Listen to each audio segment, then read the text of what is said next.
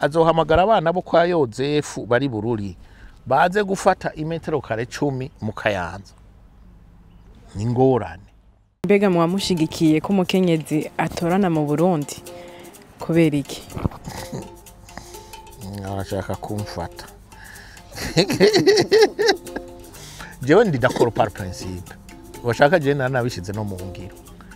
Ariko bene wacu barampakije. Iyi si nkurumbarirana. Je ndafise mushikanja nkurira.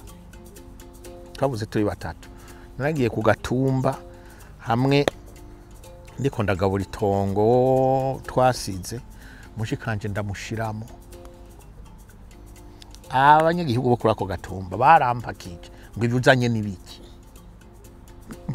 Umeze sikera ni mu mwaka uheze. Haheze nk'imyaka 2. Barampakije ngo ivyo bintu uzanye nta mategeko arabibemerera ngo ayo mategeko yazotse cyane. Avete urazi ko ariho project ihari ngo uzobanzura indire ngo ayo mategeko abanza ahite ngo haya matuzobikora. Mushikanje ndamukoze ko ngo ivyo ngo je ntavyo namusavye.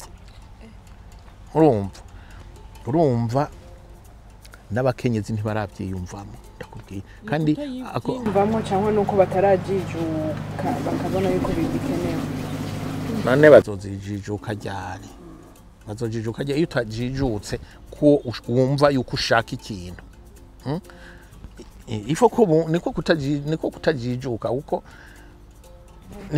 wagira ngo ndiko ndamuforsa. Ngira no gutinya igitsure yabo batobo mutwari hari wari kumukorako. None impera n'imperuka narahamuhaye. Sinahamuhaye officiellement ariko naramubwiye nti uzogenda urime. Kandi namuhaye cya gatatu ararima. Icyabujije no kugurisha n'ibintu nk'ibyo. Ariko narahamuhaye gutyo. Ariko ntibashaka yuko biza mu ngiro mu ntumbero. Ariko urumva iyo ngorane irahari. Iyo biba byakunda icyo kibazo cobanje guhita mu mategeko muri leta. Ariko guhita muri leta naho haracyari ingorane imwe. Ituruka kuri twebwe abagabo.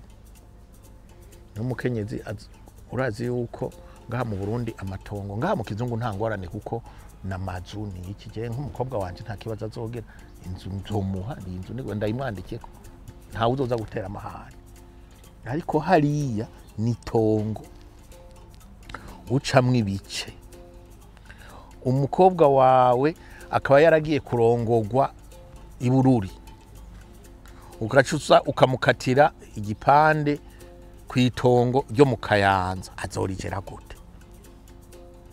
Azohamagara abana bo kwa Yozefu bari Bururi baze gufata imetero kare 10 mu Kayanza. Ni ingorane. Mu gihe uwo mukobwa uwo mwana wanje nawe nyene afise uburenganzira kwitongo ry'i Bururi. Urumva twebwe abahungu tuca twahanirwa. Nico cablotse nico kibloka iryo tegeko guhita mu nama nshinga amateka. Comment gérer ico kibazo c'amatongo mu gihe umukenyezi ashobora gutorana iwabo w'umugabo agatorana ni wabo aho avuka. Ico kibazo nikimara gutorerwa inyisho kuzoba ari kugenda nk'agafundere.